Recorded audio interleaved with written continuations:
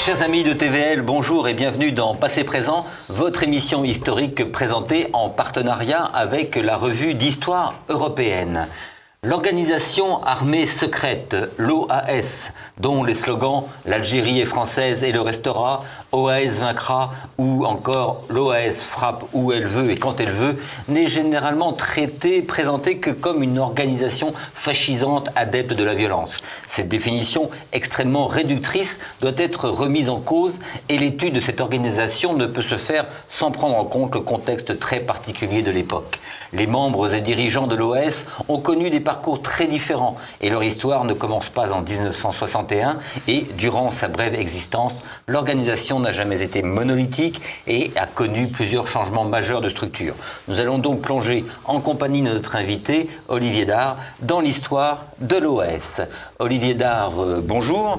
Bonjour. Vous êtes professeur d'histoire contemporaine à Paris-Sorbonne Université, spécialiste de l'histoire politique. Vous venez d'ailleurs de publier chez Fayard une somme intitulée Février 34, l'affrontement, dont vous êtes venu nous parler il y a quelques semaines.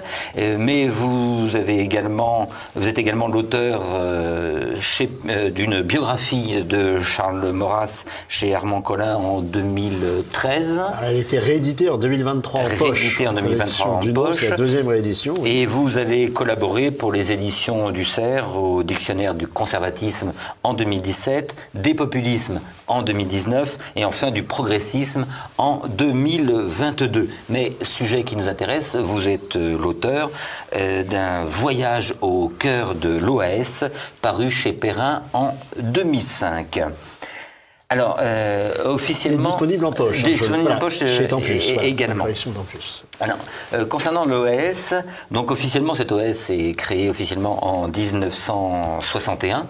Mais alors, quelle est la situation, très très rapidement, de l'Algérie française en 1961 ?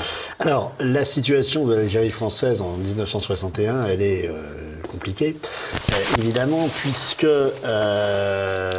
les tenants de l'Algérie française sortent assez groggy d'un certain nombre de séquences depuis mai 1958, où ils ont espéré, évidemment, pour un certain nombre d'entre eux, et c'est important, que l'avènement au pouvoir du général de Gaulle pourrait conserver l'Algérie française. Bon, leur première grande déception, on le sait, c'est au moment du discours sur l'autodétermination, on est en septembre 1959, mais le grand échec des tenants de l'Algérie française, c'est janvier 1960, 24 janvier, la semaine dite des barricades. Parce que cette semaine dite des barricades, elle est le moment où les tenants de l'Algérie française se rendent compte, pour une bonne partie d'entre eux d'ailleurs, que contrairement à ce qui se passait sous la 4e République, la colonie ne peut pas imposer son point de vue à la métropole. Il y avait eu le 6 février 1956, la célèbre journée dite des tomates contre Guy Mollet, pour faire limoger le nouveau gouverneur général, Quatroux. Il y avait eu 1958, où finalement la prise du gouvernement général, etc., la journée du 13 mai, avait contribué à l'échec de Flimelin et au retour du général de Gaulle. Là, au moment des barricades, le pouvoir ne cède pas. Le pouvoir ne cède pas, et non seulement le pouvoir ne cède pas, mais un certain nombre de tenants de cette Algérie française soit sont en fuite. C'est le cas de Joseph Ortiz, qui avait été le patron du Front National français, qui était au cœur des barricades, soit sont arrêtés, vont être jugés. Ça va être le procès des barricades de l'automne 1960. Et ce qui est important aussi, c'est de voir qu'au moment de la crise des barricades, finalement, les tenants de l'Algérie française se sont rendus compte que l'armée ne les suivait pas. Et leur grande idée, leur grand espoir, c'était de faire basculer l'armée, de refaire au fond un 13 mai qui, cette fois-ci, fonctionnerait. On en est très loin. Et donc, dernier point, les tenants de l'Algérie française ont créé, dans la foulée donc de l'échec des barricades, un nouveau mouvement qui s'appelait le Front pour l'Algérie française, le FAF. Le terme était d'ailleurs pas très bien choisi. Mais ce Front pour l'Algérie française, il avait une caractéristique par rapport aux autres structures précédentes, même si on avait des choses un peu comparables dans le FNF, mais rien à voir tout de même, c'est qu'il avait une structure clandestine. Et à cet égard, effectivement, le Front pour l'Algérie française est une organisation qui, dans sa partie, il y avait la partie politique et la partie branche armée, est effectivement une des matrices de la future OAS. Alors donc ce sont deux exilés des Journées des Barricades, Pierre Lagaillarde et Jean-Jacques Suzini, qui eux sont à Madrid, qui créent l'OAS. Qui vont créer l'OAS. Alors bon, il y a toute une histoire, effectivement. Au moment du procès des Barricades, ils vont profiter pour prendre la fuite. Alors je ne vais pas raconter le détail ici.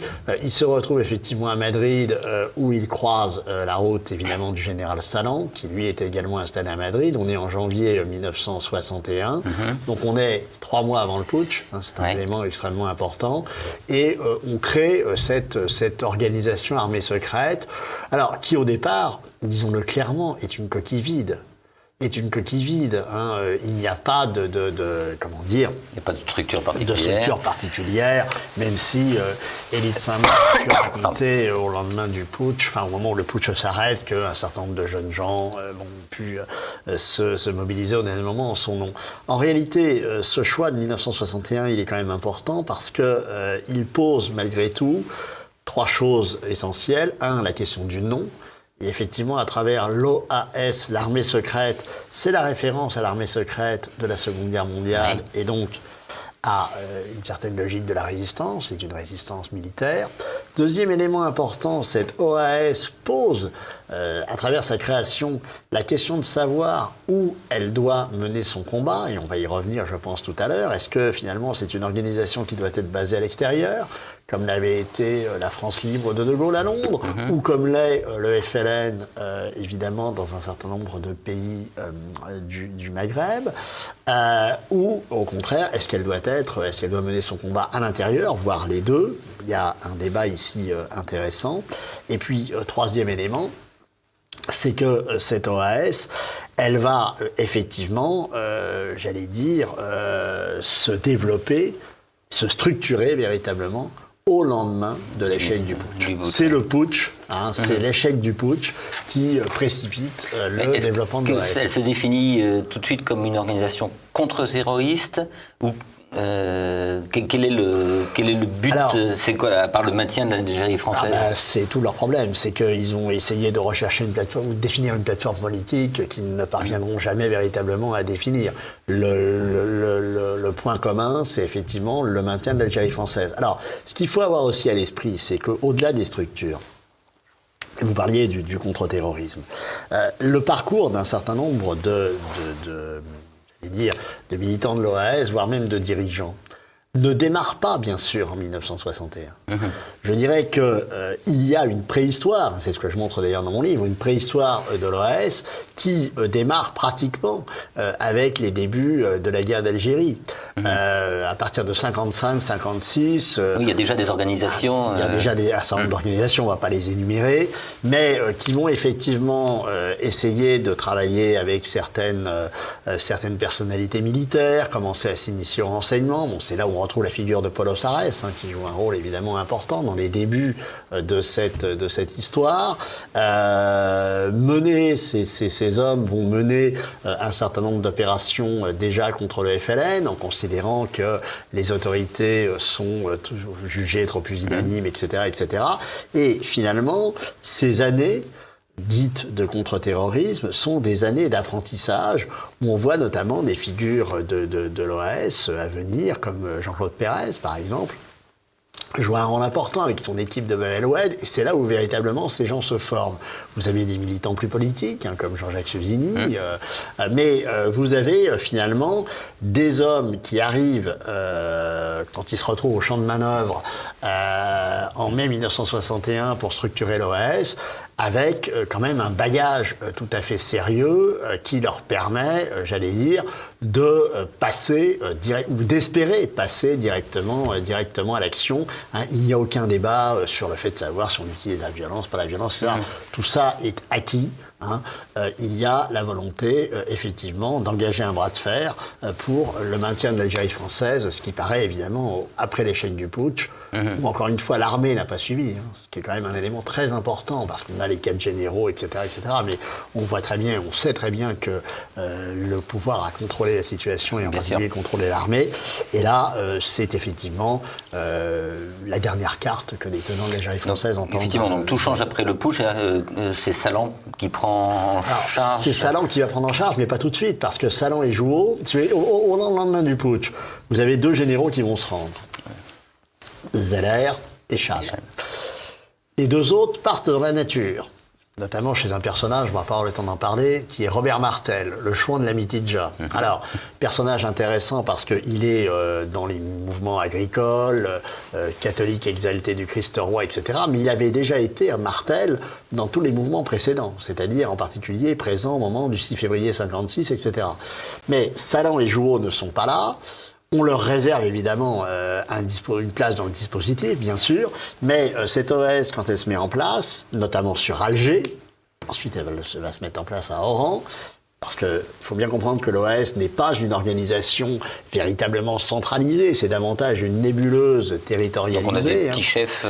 oui, alors avec théoriquement une autorité nominale, mais quand même, si vous voulez, le fonctionnement, on pourra peut-être y revenir, mais de l'OS Alger et celui de l'OS Oran, c'est pas la même chose.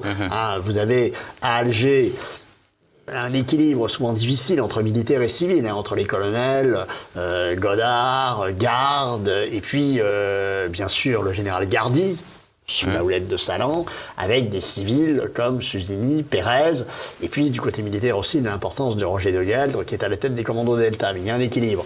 Si vous regardez le système oranais, la logique oranaise qui fonctionne avec un certain nombre de collines, ce sont bien davantage des civils qui sont aux commandes. Alors on a souvent dit, et bien sûr, que le général Jouhaud était à la tête de l'OS Oran, suivi ensuite par Gardy, quand Salan était à la tête de l'ensemble et pilotait l'OS Alger. Le principal responsable de l'OS à Oran, c'est quelqu'un de beaucoup moins connu, mais qui est très important, il s'appelle Charles Micheletti. Vous voyez, avec des gens comme Georges Gonzalez, etc., Di Pancho. Il y a... et puis Tabarot, enfin voilà, il y a, si vous voulez, une présence des civils importante à Oran, plus importante qu'à Alger, parce qu'à Oran, il n'y a pas eu de putsch. Ou plus exactement, le putsch n'a absolument pas donné ce que les tenants de l'Algérie française en attendaient. Et les chefs sont où, sont toujours à Madrid? Alors non, ils sont arrivés. Alors Salan est arrivé au moment du putsch, bien sûr, avec Suzini. Non, alors c'est justement, là aussi, vous posez une question essentielle. Où mener le combat? Alors, où mener le combat, c'est un véritable débat. Un débat qui se tranche de la façon suivante. Pour la majorité de ce qu'on peut appeler l'état-major, pour faire simple, le combat doit se mener en Algérie. Et de ce point de vue, Pierre Lagaillarde, qui avait été la grande figure du 13 mai, qui avait été qui était une figure incontestée du combat pour l'Algérie française, lui se retrouve en quelque sorte marginalisé parce que lui, il pense qu'on pourrait peut-être mener un combat depuis l'Espagne, etc. Alors en Espagne, on trouve un certain nombre d'anciens des luttes antérieures, notamment Joseph Ortiz, qui espèrent qu'avec l'appui de Franco, ça pourrait s'arranger, sauf que Franco, lui, ce qui l'intéresse, c'est la raison d'État. Il ne va pas briser ses liens avec la France pour ça. Et donc, tous ces gens qui vont être installés aux Canaries vont être gentiment mis en résidence surveillée. Ils sortent du jeu à l'automne 1961. Mais, pendant qu'on s'occupe de l'Algérie, il y a évidemment l'idée de voir ce qu'on peut faire en métropole. Et c'est là où Pierre Sergent va partir, mais alors lui avec l'accord tout à fait des dirigeants algérois, et notamment de Salan, pour aller organiser ce qu'on va appeler l'OAS Métro.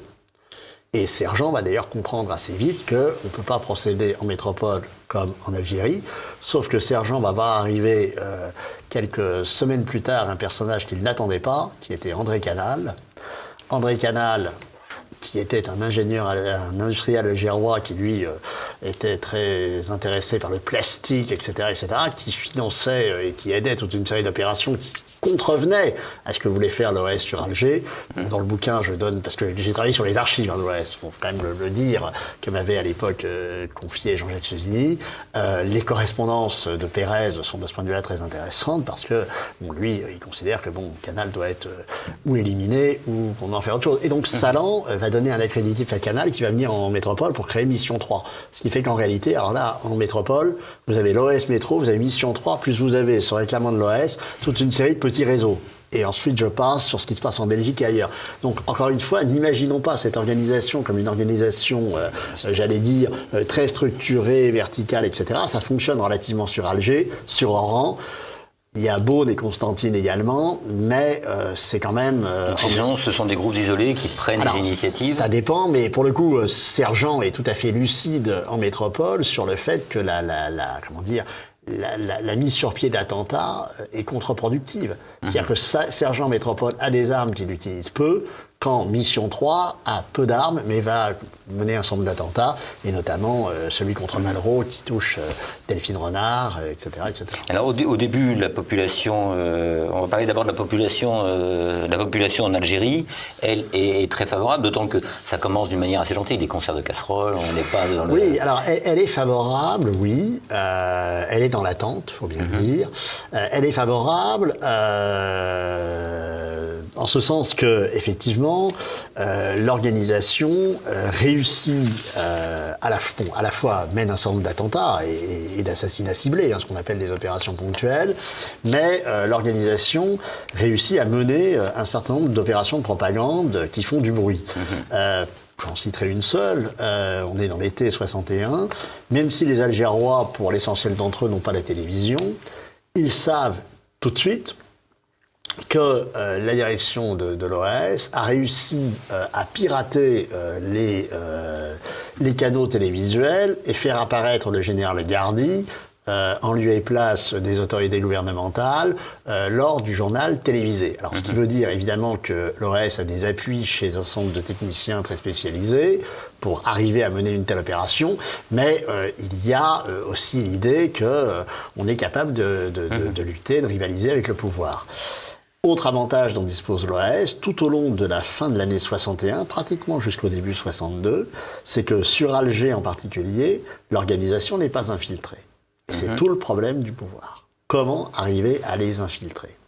Alors, est-ce à dire que la population est derrière l'organisation ? Attention.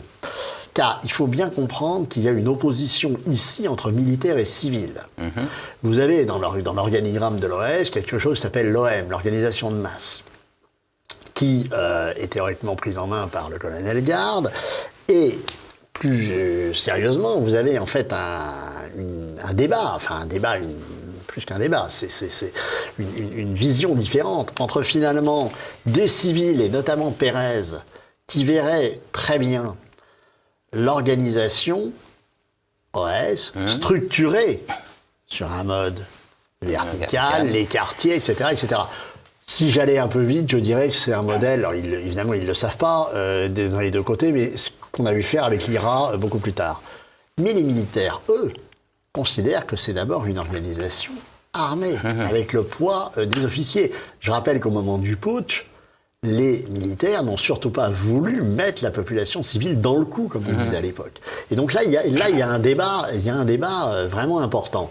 Et par ailleurs, si vous voulez, si la population suit, elle va suivre jusqu'à un certain point, et l'OAS et les responsables de l'OAS et le service de renseignement de l'OAS travaillent d'assez près pour suivre, alors non seulement tout ce qui se passe du côté du pouvoir, ça on pourrait y revenir, mais pour suivre aussi les réactions de l'opinion à partir, par exemple, d'un élément qui est très intéressant, et je pense qu'on pourrait, s'il y avait encore plus de sources, on pourrait aller encore plus loin, c'est tout ce qu'ils savent en matière de virements bancaires.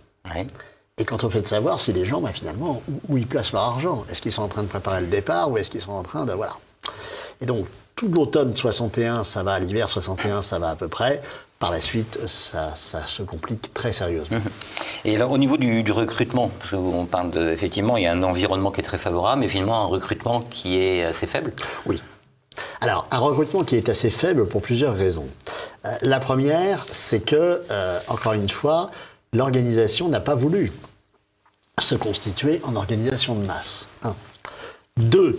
les responsables, et notamment les responsables militaires, ont tenu à faire en sorte que participent à l'OS et notamment au commando des hommes capables de mener à bien les opérations. Et en particulier, si on est sur Alger, les célèbres commandos Delta de Gueldre étaient extrêmement structurés autour, effectivement, de professionnels.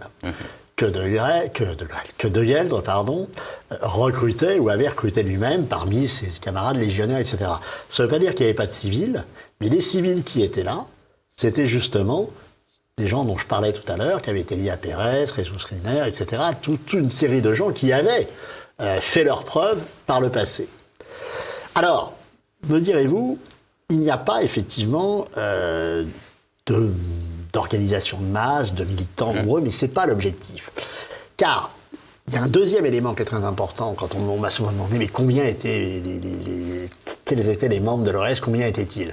Bon, les seules réponses qu'on peut voir ensuite c'est par rapport au procès, etc. Mais en réalité, un des objectifs de l'organisation, c'est pas forcément d'avoir des militants visibles, puisqu'ils n'organisent pas de manifestation. Quand ils vont le faire le 26 mars, 62 rue d'Isly, ça a été catastrophique. On pourrait en reparler. Mais en revanche, ce qui est important pour eux, c'est d'avoir un certain nombre de personnes non exposées. Et efficaces. Voilà, et quand je parlais de la télévision, etc., d'avoir des médecins, de savoir on peut envoyer des gens dans des planques, etc., c'est pas la peine qu'ils soient forcément exposés. D'accord. Alors, est-ce qu'on peut dire que l'action de l'OS ne se résume qu'à des attentats? Et alors justement, on va parler des attentats. De quelle manière sont-ils ciblés? Vous parliez d'opérations ponctuelles, mais il y a aussi des attentats aveugles, des attentats ratés. Comment tout ça se décide-t-il? Ça dépend où et ça dépend quand. Ouais. Alors, la question des attentats est évidemment absolument centrale. Alors, je ne vais pas rentrer dans le détail des statistiques, je parle beaucoup dans le livre. Il faut avoir à l'esprit que ça s'équilibre avec les attentats FLN. Bon. Pendant très longtemps. Et que de ce point de vue, les autorités suivent ça de très près. Alors, à l'origine, si vous voulez, l'idée, c'est de mener effectivement des opérations ponctuelles, des attentats ciblés. Et ça fonctionne relativement de cette façon-là, notamment sur Alger, tout le temps que De Gueldre est à la tête des Delta. C'est-à-dire qu'il y a, si vous me le permettez, un professionnalisme absolument indiscutable. Et on voit très bien, entre le moment où la décision est prise d'éliminer une personne, on réunit les éléments nécessaires et on va les éliminer. Bon.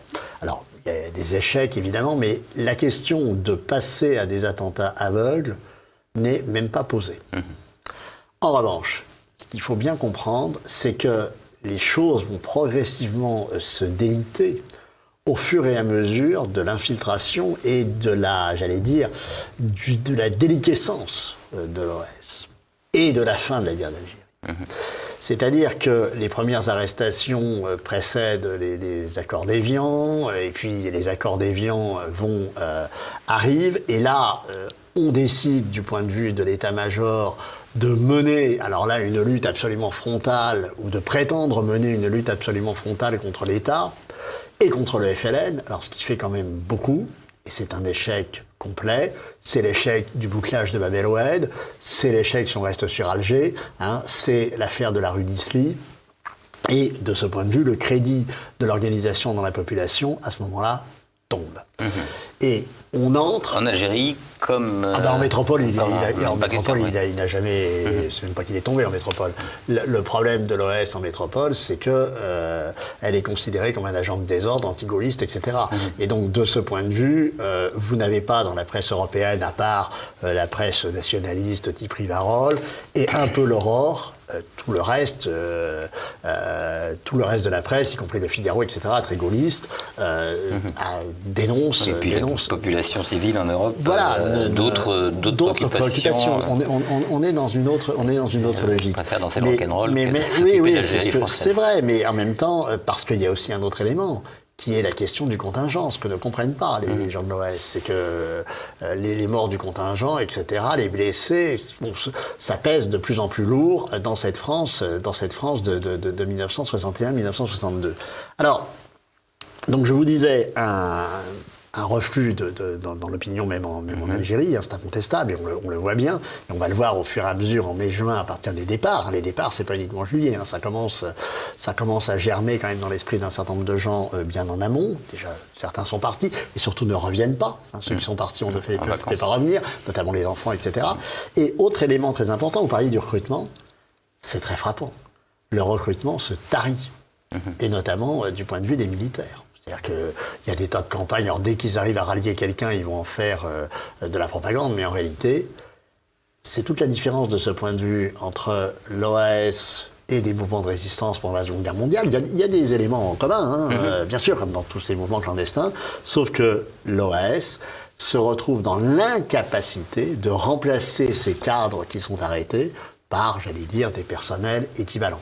Ce qui nous donne évidemment à la fin, alors là, une organisation déliquescente, des éléments qui se radicalisent dans la direction et qui vont effectivement ordonner un certain nombre d'opérations à Alger contre les dockers, etc. Bon, et puis en mai-juin 62, une espèce de politique où des jeunes gens de 18-20 ans vont se mettre à tirer un peu à tort et à travers au nom de l'OS. C'est une organisation à ce moment-là vraiment en pleine déliquescence. Sur Oran, c'est un peu différent. Alors sur Oran, pourquoi ? Parce que sur Oran, vous avez encore des civils qui tiennent l'organisation, mais elle est de toute façon encore plus... Elle va être plus radicale, jusqu'au boutiste, parce que même au moment où Suzini va vouloir finalement calmer le jeu, enfin après... quand même j'allais dire, des tensions et des violences terribles, mais calmer le jeu en trouvant un accord entre guillemets FLN-OAS, bon, qui n'est pas véritablement un accord, enfin bon. Mais Oran le refuse, et Oran revient ou arrive à l'idée qu'on pourrait faire des espèces d'enclaves territoriales, c'est la grande idée de Gardi, et donc garder une partie du territoire qui serait un territoire européen, avec un modèle à la rhodésienne, si je puis dire. Mais les Pieds-Noirs n'étaient pas des Rhodésiens. Et alors les attentats, donc je vais revenir. Donc les opérations ponctuelles, c'est-à-dire c'est une élimination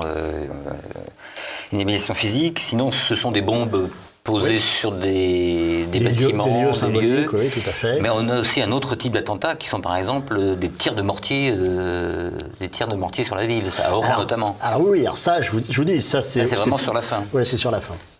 C'est sur la fin avec, alors là, à Oran, là, il y a l'incendie du port. Enfin, ça se termine dans une atmosphère véritablement d'apocalypse. Oui, parce que quel est le but, on est bien d'accord, le maintien de l'Algérie française, mais est-ce que... Après, c'est l'idée de la terre brûlée. Après, voilà, quelle est l'idée de ces attentats? L'idée de la terre brûlée... D'éliminer un commissaire de police, est-ce que mais l'idée de la terre brûlée, c'est alors après les accords d'Évian, on va rendre l'Algérie telle qu'on l'a trouvée. Donc on va tout casser. Alors, ce qui est intéressant aussi, c'est de voir, et là il y a des journalistes qui ont écrit là-dessus, à l'époque, Grossat, etc., est allé faire des reportages, c'est la façon dont les Pieds-Noirs, avant de partir, parce qu'ils peuvent pas emmener grand-chose, c'est le moins qu'on puisse dire, ils sont incapables de vendre ce qu'ils ont, et donc ils vont, dans un certain nombre de cas, des frigos achetés à crédit, etc., voilà, parce qu'il faut quand même dire que la population Pieds-Noirs de l'Algérie, elle vit sans doute mieux que la population musulmane. En moyenne, c'est absolument incontestable. C'est-à-dire, il faut voir où et comment. Mais il ne faut pas imaginer les Pieds-Noirs... Non, ils vivent sur le même niveau, voire en dessous de la métropole. Voilà. Bon, de toute façon, les éléments les plus riches, eux, sont déjà partis depuis un bon moment. Donc, non, en revanche, ce qui est frappant, c'est qu'ils vont aller détruire, littéralement. Alors, balancer les voitures qui ont pu être achetées, les réfrigérateurs, tout ça, c'est véritablement ça relève presque, pour le coup, j'allais dire, de l'anthropologie que de l'histoire elle-même. C'est une volonté véritablement de briser ce qui a pu être fait.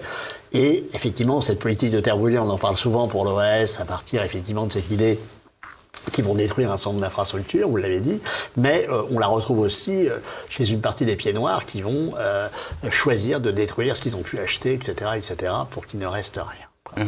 Et après, des assassinats ciblés, là, de la pure mort. On va prendre les tentatives contre le général de Gaulle qui sont extrêmement nombreuses. Alors oui, mais alors c'est pas directement d'ailleurs l'OAS qui s'en occupe. Là, il y a eu parce qu'il y avait déjà eu une première tentative lors du dernier voyage de Gaulle qui a été terrible en décembre 60. Ça avait été première tentative. Et puis après, il y en a eu effectivement beaucoup d'autres. Alors, jusqu'à, notamment l'une des plus célèbres, mais c'est sur la fin, le Mont Faron avec Jean-Jacques Suzini. Mais, si vous voulez, le problème de l'OAS, et notamment de l'OAS Algérie, alors, il y avait eu des tentatives aussi avec l'opération Gerfo, etc., c'est que faut bien comprendre que les membres de l'OAS, qu'ils soient d'ailleurs à Alger, à Oran, à Beaune ou à Constantine, sont à l'aise dans leur environnement. Vous êtes incapable de les envoyer en métropole. Ils sont repérés et repérables immédiatement. Et les quelques rares tentatives qui ont été faites le montrent bien. Au moment où De Gueldre avait été arrêté, on avait essayé d'envoyer un commando. Bon, ça avait été un véritable désastre. Jean-Claude Pérez l'a parfaitement compris quand ils étaient en Espagne. Le pouvoir gaulliste était convaincu que l'OAS allait envoyer les commandos. Non, c'est... D'abord, une fois que l'Algérie française est finie, c'est terminé, beaucoup s'en arrêtent là. Ceux qui vont continuer, c'est quand même une toute petite minorité. Et puis par ailleurs, vous avez affaire à des gens qui, sortis de leur environnement, sont dans l'incapacité de s'adapter ailleurs. Ils n'ont jamais vu la métropole pour un certain nombre d'entre eux. Voilà, donc là aussi, il faut remettre les choses en perspective. Ils mènent un combat sur un territoire qu'est le leur, qu'ils connaissent. Mais, j'allais dire, ce ne sont pas des commandos exportables. D'accord. Facilement. Alors, j'aurais parlé du contre-terrorisme du pouvoir, donc avec les fameuses barbouzes. Là, on a vraiment, il y a des affrontements directs, soit par attentat, soit des échanges de coups de feu. On est vraiment là dans une optique quasi de guerre civile. Oui, mais alors, si vous voulez, les barbouzes, c'est à la fois, comment dire. On est dans la tragédie, bien sûr, mais on est aussi dans une forme d'omnibulation à laquelle, d'ailleurs, Godard est tout à fait sensible. C'est-à-dire qu'en réalité, c'est quand ces barbouzes arrivent sur Alger, ils sont repérés assez facilement. Alors, qui sont-ils? Ce sont d'anciens flics, ce sont des militaires? Ce sont des types qui ont été récupérés un peu de façon diverse et variée. Ne surtout pas confondre les barbouzes, dont l'efficacité est nulle, avec la mission C de Michel Hack.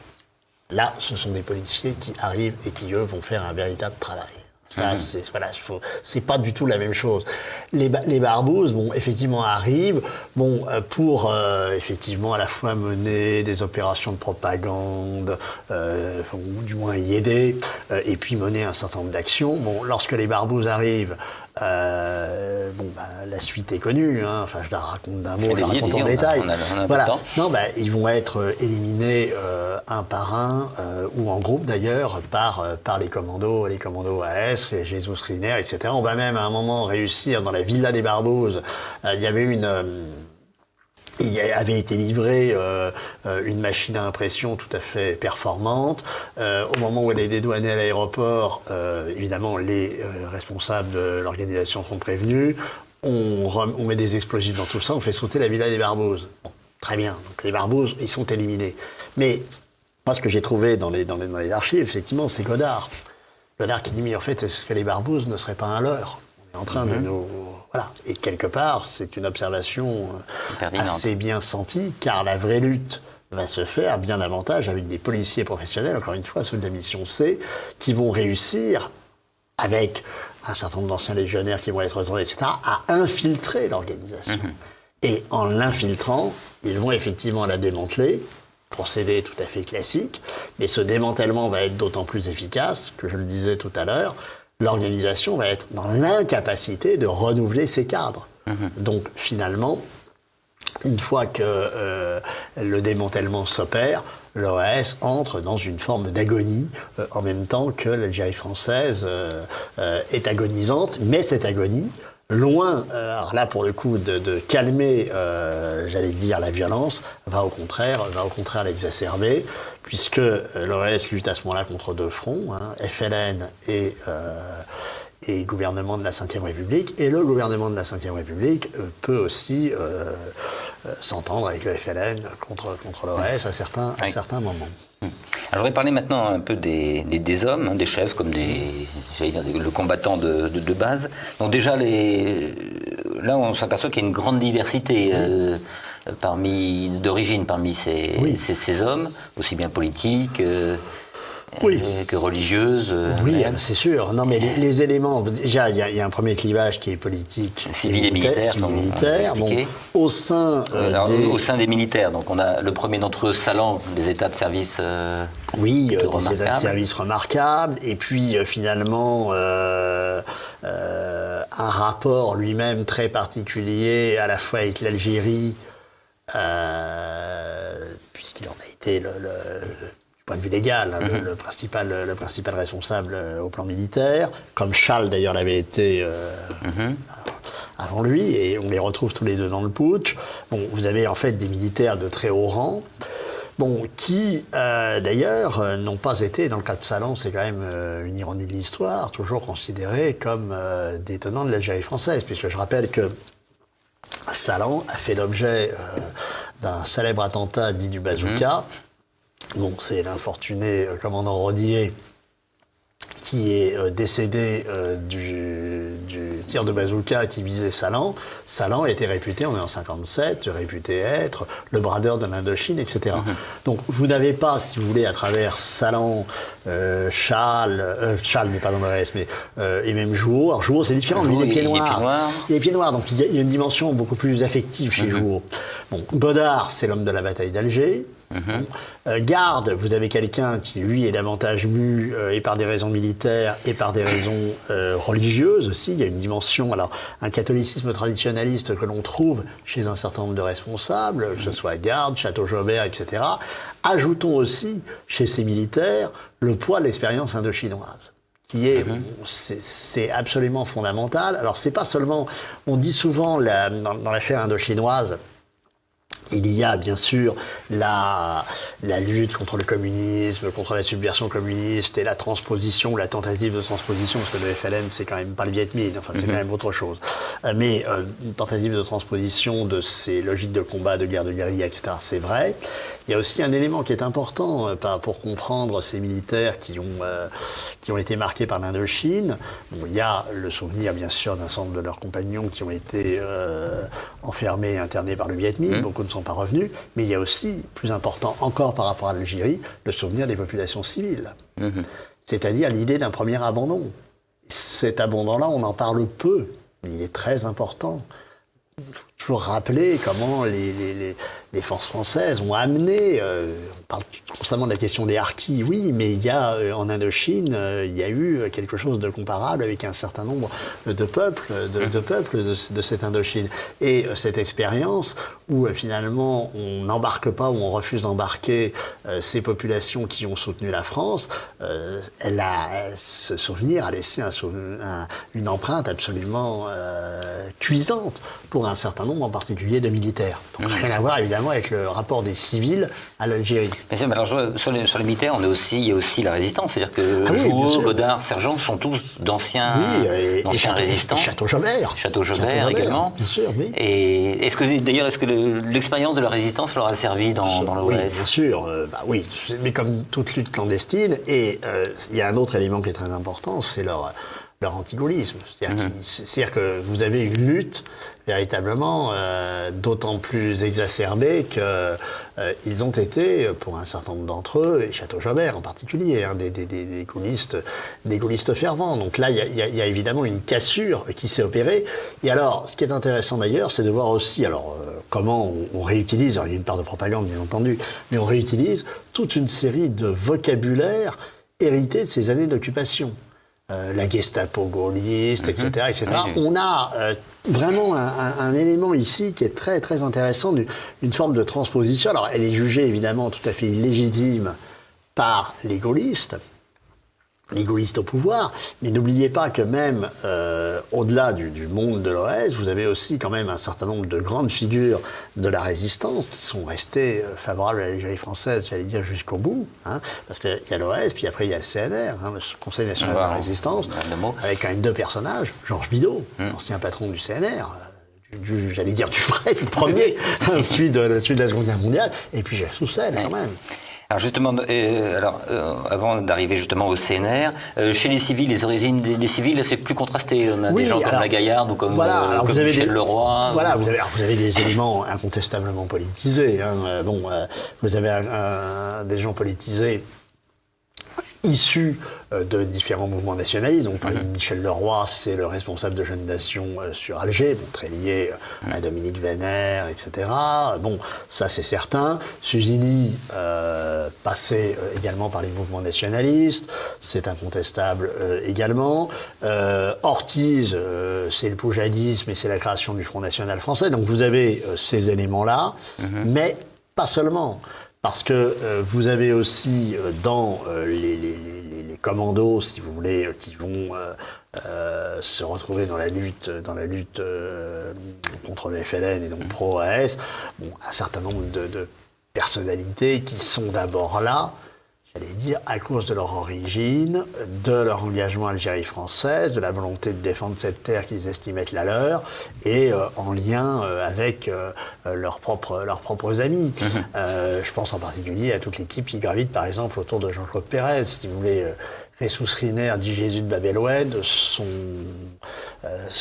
sa motivation n'est pas une motivation idéologique, c'est pas quelqu'un qui a lu un certain nombre de textes pour se dire tiens, je vais peut-être essayer de. C'est quand même beaucoup plus viscéral que ça. Ajoutons aussi un élément qui est important, dont on parle peu, c'est la question de l'héritage de l'armée d'Afrique. Il faut quand même bien comprendre, on est 43-44, c'est la création de l'armée d'Afrique.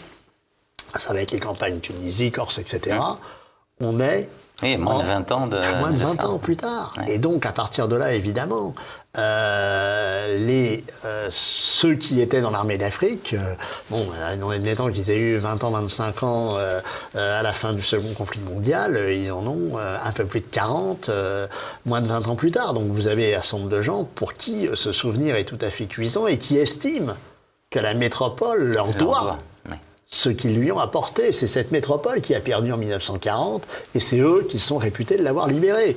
Et ils ne l'ont pas libérée tout seuls, c'est certain, mais un certain nombre de campagnes, que ce soit en Italie, à Monte Cassino, ou que ce soit les campagnes de Tunisie, ou bon, c'est quand même l'armée d'Afrique a joué dans cette histoire un rôle très important et jusqu'au bout. Donc la fin de l'OAS correspond plus ou moins à la fin de la présence française en Algérie. C'est tout le débat. On parlait des soubresauts. C'est tout le débat, mais bon, pour ma part, je serais tenté de vous dire oui. Alors, il y a eu, si vous voulez, toute la question de l'attentat de Petit Clamart, évidemment, qui a permis, en août 62, De Gaulle a failli ce jour-là mourir, mais ça a acclimaté l'idée que l'OAS était derrière. C'est quand même, il y avait quelques membres de l'OAS dans le commando, mais enfin bon, c'est quand même pas l'essentiel. Il y a eu ensuite, effectivement, des éléments avec Sergent du côté de la Belgique. L'Espagne, ça s'arrête assez vite. Et vous avez en réalité une organisation qui est largement démantelée. À partir de 62-63, c'est vraiment l'heure des procès, de la prison. Et d'ailleurs, la volonté aussi des autorités gaullistes, pratiquement très très rapidement d'ailleurs, d'envisager déjà des premières amnisties, etc. Alors pas pour les éléments les plus importants bien sûr, mais ça il faut attendre 68, mais bon. Et puis vous avez effectivement les irréductibles. Bon, c'est effectivement l'attentat du Montfaron mené par Jean-Jacques Suzini et André Roosfelder. Mais on est à ce moment-là où finalement, c'est une histoire qui est en train... Alors, les protagonistes ne s'en rendent pas compte, mais c'est une histoire qui est en train de s'éloigner. Et on le voit parfaitement au moment de la présidentielle de 1965, lorsque Jean-Louis Tixier-Mignancourt et Jean-Marie Le Pen, qui est son bras droit, table déjà pour un score de premier tour sur déjà le minimum, le vote plancher qui serait celui des électeurs ayant voté non au référendum sur les accords d'Évian. Bon, c'est une vue dont on a mesuré à quel point elle était fausse, puisqu'à la fin, Tixier a un tout petit peu plus de 5% des voix au premier tour. Il y a quand même une petite tentative, donc on en parlait tout à l'heure avec Bidault et Soustelle, de continuité politique. Oui, avec le CNR, mais ça se termine quand même très mal, parce que bon, ça se termine pour Bidault au Brésil, bon, où où il s'ennuie à mourir. Soustelle, lui, va réussir à revenir. Argout, qui se retrouve à Munich, va se retrouver enlevé. Non, c'est la fin. En revanche, ce qui est vrai aussi, c'est que d'un côté, je vous le disais, pour les éléments les plus, j'allais dire, les moins même condamnés, mais le menu frottin, si vous voulez, le pouvoir s'efforce d'accélérer les choses, de les faire juger rapidement. Et d'ailleurs, les peines ne sont pas si considérables que ça, et on va vers une première vague d'amnistie, mais en même temps, on fait très attention à ne pas laisser se réorganiser l'OAS à l'extérieur. Et là, on a toute une série de documents intéressants sur la diplomatie de la France de la Ve République à l'époque vis-à-vis des voisins européens. Et quand ça marche pas avec l'Allemagne, on va jusqu'à l'enlèvement, ce qui va quand même refroidir très nettement, pour quelques mois, les relations entre la France et ce qui est à l'époque la République fédérale allemande. Par exemple, quand Bidault, on parlait de Bidault, là où il a des appuis, c'est en Grande-Bretagne. Parce qu'évidemment, Bidault, c'est l'atlantiste, c'est la Seconde Guerre mondiale, etc. Évidemment, Bidault fait un grand entretien avec la BBC, etc. Et là, évidemment, les autorités françaises sont absolument furieuses. Tout est fait, tout est mis en œuvre pour qu'il n'y ait pas, en quelque sorte, de possibilité de retour de flamme venant de l'étranger. Je n'ai pas parlé du Portugal de Salazar, mais c'est un peu comparable aussi. Salazar fait attention à ça, lui aussi, même s'il abrite un certain nombre d'anciens. Donc amnistie en 68 et voire des réhabilitations en place sous la présidence de Mitterrand. Comment on explique là, il y a plusieurs raisons. Il y a d'abord le fait que ces responsables s'étaient quand même réunis dans des associations, n'ont jamais été spécialement proches des socialistes, mais c'est tout le débat avec Mitterrand, mais s'estimant finalement mal considérés par la fin de la présidence giscardienne. C'est-à-dire quand Dominati était au rapatrié, ça allait, mais après, avec Raymond Barre, Philippe Mestre, etc., les choses se sont dégradées. Et avant les élections de 1981, la décision a été prise de voir ce qui pouvait être fait, alors avec certains pieds noirs de gauche d'ailleurs qui ont joué un peu les entremetteurs, pour voir ce qu'on pourrait essayer d'obtenir du côté de François Mitterrand. Et donc, Salan a été parfaitement au courant et des liens, et je l'explique dans le livre, je ne vais pas rentrer dans le détail ici, des contacts ont été pris par des émissaires interposés sur effectivement la possibilité qui serait donnée non seulement d'aller au-delà des amnisties de 68, mais de procéder à une réintégration complète dans les grades, etc., ce qui a été fait. Ça a été la fameuse loi donc sur les généraux, voulue par François Mitterrand, très peu prisée par Lionel Jospin et Pierre Joxe à l'époque. Voilà. Mais Mitterrand, n'oublions pas, est allé témoigner au procès Salan. Et Mitterrand a toujours été, même au moment de la campagne de 65, s'était préoccupé de regarder ce qui se passait du côté de Jacques Laurent, quand Jacques Laurent, l'écrivain, avait été mis en cause pour Mauriac ou De Gaulle, etc. Donc Mitterrand continuait à régler ses comptes avec le général De Gaulle et les gaullistes. Voilà. Et donc, de ce point de vue, toute une série d'héritages ont pu jouer un rôle très important, et Salan le savait parfaitement. Bien. Olivier Darme, merci. Je renvoie à votre ouvrage Voyage au cœur de l'OAS, paru chez Perrin et réédité en collection de poche, c'est en puce. C'est Perrin. Vous allez retrouver maintenant Christopher Lannes et sa petite histoire. Et n'oubliez pas de cliquer sur le pouce levé sous la vidéo et de vous abonner à notre chaîne YouTube. Merci et à bientôt.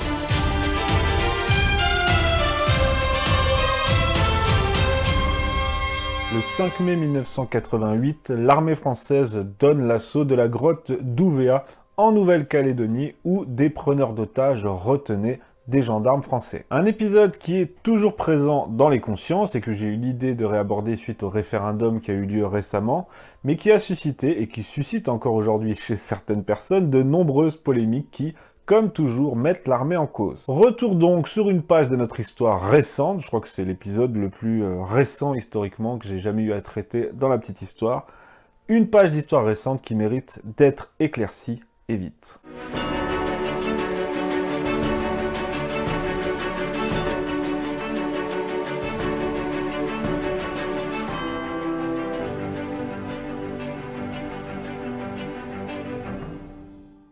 Très rapidement, la Nouvelle-Calédonie, territoire français du Pacifique, on y est depuis le 24 septembre 1853, officiellement en tout cas, lorsque le contre-amiral Février des Pointes va prendre possession de cette île au nom de l'empereur Napoléon III. L'histoire de la France en Nouvelle-Calédonie a été marquée de plusieurs épisodes de révolte des Kanaks, c'est-à-dire les autochtones, puisqu'il y avait de plus en plus de Français et même d'Européens qui venaient s'installer sur leur île. Il y a eu des révoltes à la fin du 19e siècle, il y en a eu une très grosse en 1917, et là les choses ont recommencé à empirer dans les années 80 avec, en 1984, la formation d'un mouvement indépendantiste kanak, le FLNKS, Front National de Libération Kanak et Socialiste. Oui, ça me fait rire, socialiste. Que veulent les Kanaks? Eh bien, tout simplement, ils veulent prendre leur revanche sur ce qu'on appelle les Caldoches, c'est-à-dire les Européens qui sont nés sur place et qui, disent-ils, leur ont pris leurs terres.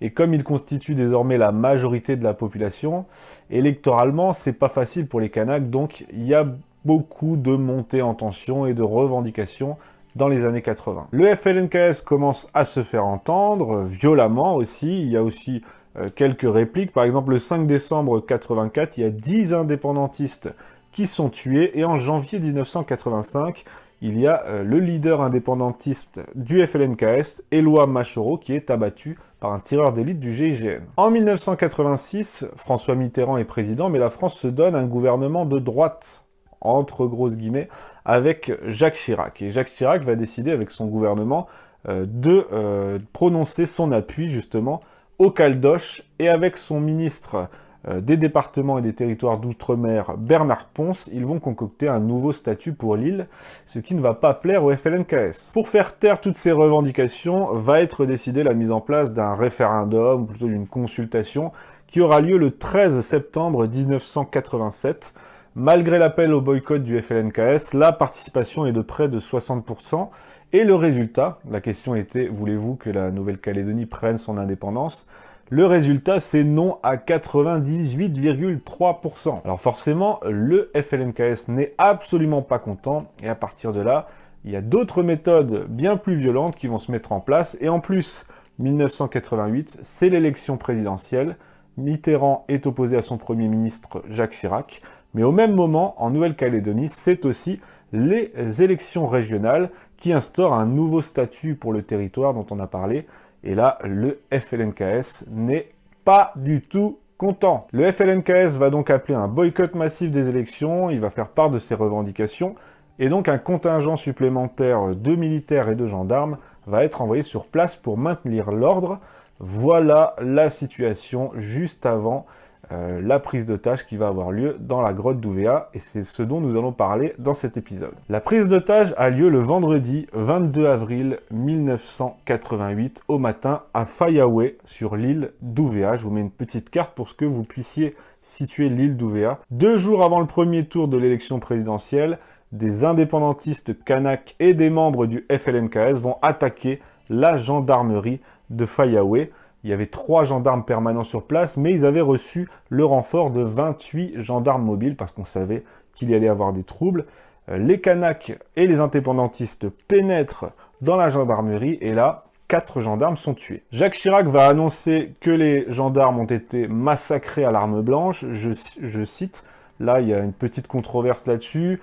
L'autopsie va montrer qu'ils n'ont pas été tués à l'arme blanche, mais par balle. Mais il y a quand même la famille, par exemple, de l'adjudant-chef Mouillet, qui va conclure qu'ils ont bien été massacrés à l'arme blanche et qu'on fait ça un peu pour cacher la réalité. On sait aussi qu'il y en a 2 d'entre eux, des gendarmes, qui étaient désarmés et qui ont été abattus dans le dos. Un troisième, le lieutenant Jean Florentin, lui, on le sait de source sûre, il a été abattu d'un coup de tamioc, c'est la hache en usage chez les Mélanésiens. Donc 4 morts chez les gendarmes, tués par les indépendantistes. Les 27 autres gendarmes qui restaient vont être désarmés, pris en otage, et ils vont être séparés en 2 groupes. Pour retrouver les gendarmes, on mobilise donc tous les escadrons de gendarmerie, et de Paris, on envoie des renforts, du lourd, on envoie le RPI-MAP, le régiment d'infanterie de marine du Pacifique, on envoie le 11e choc, le GIGN, des fusiliers marins et même une équipe de lance-flammes. Et oui, qui dit grotte dit lance-flammes, hein, c'est logique. L'île d'Ouvéa va être bouclée, déclarée zone militaire et interdite aux journalistes. Hein. Ça, c'est la petite note positive de cet épisode. La grotte va être finalement repérée le 27 avril, après, nous dit-on, des interrogatoires musclés sur les habitants de la tribu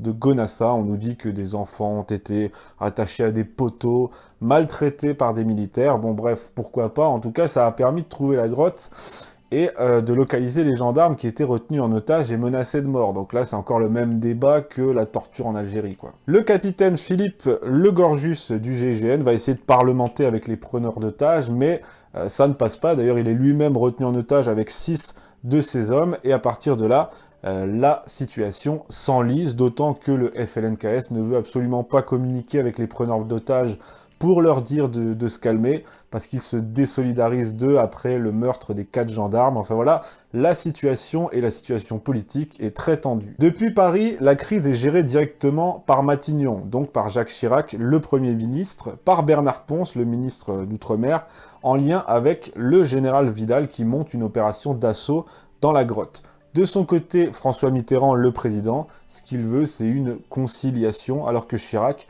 veut un coup de force juste avant les élections. Le 3 mai, on informe Mitterrand que les conditions sont réunies pour qu'une opération militaire soit déclenchée. Les conditions, c'est-à-dire la population, la météo, enfin tout est bon. Donc Mitterrand donne son accord, son feu vert, et l'assaut doit avoir lieu dans la soirée du 3 mai, heure de Paris, et donc à l'aube du 4 mai, selon l'heure de la Nouvelle-Calédonie. Sauf que quelques heures plus tard, subitement, l'opération est annulée, la communication se rompt entre l'Élysée et Matignon, et on apprend à la surprise générale que d'autres otages qui n'ont rien à voir avec cette affaire-là sont libérés. C'est les 3 derniers otages français du Liban. Ils sont libérés ce jour-là et Chirac les accueille en grande pompe. En gros, Chirac aurait fait patienter l'opération pour pouvoir recevoir ces otages-là et se faire un petit coup de com' politique, parce que dans la tête de ces gens-là, tout ce qui compte, c'est les élections. L'opération Victor, puisqu'elle s'appelle ainsi, est finalement déclenchée à 21h15, heure de Paris, et à 6h15, le 5 mai, heure d'Ouvéa. Des hélicoptères font diversion afin que les commandos puissent s'approcher de la grotte qui est solidement défendue par les indépendantistes kanaks qui ont mis des barrages à l'entrée, qui sont armés avec les armes des gendarmes et leurs propres armes. 75 hommes de la gendarmerie et de l'armée prennent part à cet assaut. Le premier assaut dure 1 heure et il est meurtrier des deux côtés. 12 indépendantistes sont tués et du côté du 11e choc, 2 hommes sont à terre. Le deuxième assaut a lieu à 12h30. Là, il y a un tir de lance-flamme qui fait reculer les preneurs d'otages. Ensuite, on jette des chapelets de grenades, des bombes lacrymogènes. Finalement, les otages vont réussir à s'échapper par une cheminée latérale. Et Alphonse Dagnoux, le leader de la prise d'otages, avec son dernier carré, va finalement accepter de se rendre, acculé au fond de la grotte. Au final, c'est un succès. Bon, il y a eu 2 hommes tués du côté du 11e choc, mais tous les otages gendarmes qui étaient retenus en otage sont libérés. Malgré tout, c'est là que les polémiques vont commencer. Du côté du FLNKS et du côté de certains partis de gauche et communistes français, eh bien, on va dénoncer, je cite, des exécutions sommaires. On va accuser les militaires déjà d'avoir maltraité la population de la tribu voisine et d'avoir exécuté sommairement des preneurs d'otages qui étaient en train de se rendre, d'avoir achevé un blessé et même d'avoir laissé mourir le chef des preneurs d'otages, Alphonse Dagnoux, qui était sévèrement blessé. On va aussi remarquer chez les légistes qu'il y a un nombre anormalement élevé de victimes. 12 sur 19 ont été tués d'une balle dans la tête. Voilà, c'est ça qui va permettre au FLNKS et à la gauche d'appuyer cette version que va toujours nier l'armée et les autorités militaires. Regardez par exemple cette déclaration du chef du mouvement indépendantiste Libération Kanak Socialiste, je cite: ceux qu'on appelle les ravisseurs avaient déjà libéré 10 gendarmes et attendaient que la situation politique se clarifie avant de négocier. Bah oui mon gars, ils avaient déjà libéré 10 gendarmes, mais ils en avaient déjà tué 4 et ils en retenaient en otage plus d'une vingtaine, donc t'es bien gentil mon grand. Finalement, on reproche quoi à la France et à l'armée? Premièrement, le traitement des villageois, mais ça c'est le même débat qu'en Algérie. Ok, il y a peut-être eu des villageois qui ont été un peu brusqués, mais on a eu des infos et on a pu libérer les gendarmes. Deuxièmement, on reproche les magouilles politiques de Chirac, Mitterrand, etc. parce que c'était quand même avant les élections. Ça, on est d'accord, hein. Moi, je suis pas là pour défendre Chirac, je suis là pour défendre la France. Et je suis pas là non plus pour défendre ceux qui prétendent défendre la France, mais qui combattent en réalité pour leur propre intérêt électoral. Merci la République. Et enfin, troisièmement, les exécutions sommaires après la prise d'otage. Ça reste à prouver, mais quand bien même, c'était un combat, bordel. Vous savez, dans un combat, d'un côté, il y a des gens avec des armes, et de l'autre, il y a des gens avec des armes, et on se tire dessus, en fait. On veut se tuer, c'est ça? On se tire dessus, on se cache, on essaye de sauver sa vie, on voit ses camarades blessés ou ses camarades tués, et puis ensuite, on a des mecs qui, depuis des bureaux à Paris, te disent « c'est pas bien ». C'est pas propre. Eh ben non, c'est pas propre, hein, mais c'est comme ça, t'y étais pas, toi. Bon, je m'énerve, là, je me calme. Quoi, Kassovitz? Ah non, pas Kassovitz, j'ai dit que je devais me calmer. Oui, parce que Mathieu Kassovitz, hein, il est toujours dans les coups quand il s'agit de cracher sur la France. Et bien, figurez-vous qu'il a fait un film, hein, un film très partial sur ce sujet. Mais moi, j'aurais même pas besoin de m'énerver finalement, parce que vu le bide qu'a fait son film, je pense que tout le monde l'a oublié, et du coup, inutile d'en parler. Enfin bref, voilà comment s'est terminée la prise d'otage et ensuite l'assaut de la grotte d'Ouvéa. 2 jours plus tard, 2 jours après l'assaut, François Mitterrand a été réélu président de la République. Il a nommé Michel Rocard en tant que Premier ministre, et Rocard a mis en place une sorte de mission de dialogue avec les Kanaks, le FLNKS, qui a abouti aux accords de Matignon le 26 juin 1988. Donc en gros, c'était une amnistie générale pour le FLNKS, pour les militaires qui auraient pu commettre des choses, on en a déjà parlé.